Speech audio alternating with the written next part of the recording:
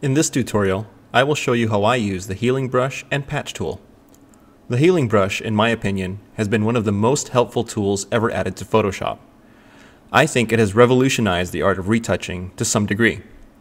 I remember when the clone stamp tool was the only thing we could use. With the addition of the healing brush and patch tools in version 7, a sort of artificial intelligence was added to retouching, allowing you to match not only pixels, but lighting and texture as well in one fell swoop. What you have to understand about the healing brush and patch tool is the way it works. It samples information from a source area that you designate and transfers that information to your target area via a brush and calculates a transition for the new data to blend into its new surroundings. It does this within a 10 to 12 pixel radius around the diameter of the brush. So what does this mean? Well, have you ever used the healing brush in an area of high contrast and gotten less than desirable results? The healing brush is merely doing its best to create a transition by averaging all that information. You just need to know how to tweak it a little bit to get the results you want. The healing brush by default comes as a circular brush. Again, for the most part, it does what it's supposed to do. Oftentimes, however, when healing over a fairly large area, it begins to look patchy. I've discovered a way to allow you to get better results with a healing brush by simply reducing its surface area and randomizing the way it heals. If you open up the brush settings in the top toolbar, you can change the shape of the brush as well as other parameters. You can leave all the settings at their defaults. We will only change the brush shape and angle. As you can see, by using a round brush, you will be sampling from a large radius. If you flatten the brush like so, you have reduced its surface area to a sliver. By changing the angle of the brush, you are giving it a more random profile, and this will result in a much better blend. Another thing I do to get great results from the healing brush is to zoom in close to the area I am retouching, somewhere between 200 to 600%, and use a small brush just enough to cover the blemish. You have to think in terms of minimizing the surface area of the brush. Using a narrow healing brush like this also allows you to get into very tight spaces without pulling unwanted information from nearby areas. Personally, I've very rarely had to change the angle of the brush, leaving it just the way it is. However, there have been a few times when I need to change the angle of the brush according to the area I'm trying to affect.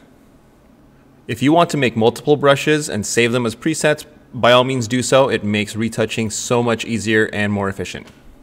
I simply use quick, short brush strokes, frequently sampling from other source areas. What I look for mostly is a similarly textured area to sample from, very close to the area I want to heal. The healing brush will usually take care of color and luminosity. Very often I will go over the same area more than once with the healing brush, just to smooth out any artifacts that may have been left over. In an area like this, where there is a severe transition between color and luminosity, I simply sample and heal in a parallel manner, like this. I also always try to heal in the direction of the blemish, instead of just a circular motion. Now let's talk about its partner, the patch tool. The patch tool works in the exact same way as the healing brush, but it allows you to use a lasso tool to select an area to heal instead of a brush. It is great for things like necklines, long stray hairs across the face, and larger blemishes. Because you are affecting a much greater area, you will need to help the patch tool with a little bit of fading. To fade the patch tool's effect, you must perform the fade immediately after the last operation by hitting Command-Shift-F on your keyboard. Photoshop only gives you one chance to fade an operation.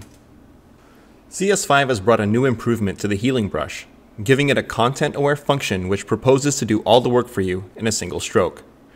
I must admit, it is quite amazing for some things. It still, however, falls under the same principles as the regular healing brush, in that it samples from the area around the diameter of the brush. I haven't had much opportunity to work with it, but one of the most useful applications I have found is retouching crosshairs, or strands of hair that go against the direction of the other strands, like this. Now it's not completely perfect, but it is quite a noticeable and a definite time saver. With this new content-aware healing brush, you don't need to Alt or Option click in an area to sample from. You simply need to brush along the area you want to heal. I'm also beginning to replace the original healing brush with the spot healing brush, using the same principles of the regular healing brush. By reducing the surface area of the spot healing brush and setting it to content aware, you are now able to perform skin cleanup much more quickly without having to continually resample. I hope you've enjoyed this tutorial on the healing brush. If you just remember to zoom in close enough and use a brush that is just large enough to cover the blemish you are retouching, you should have no problems using it. And don't forget to fade the patch tool for a more realistic effect. Thanks for watching, and stay tuned for the next F-Stoppers Photoshop tutorial.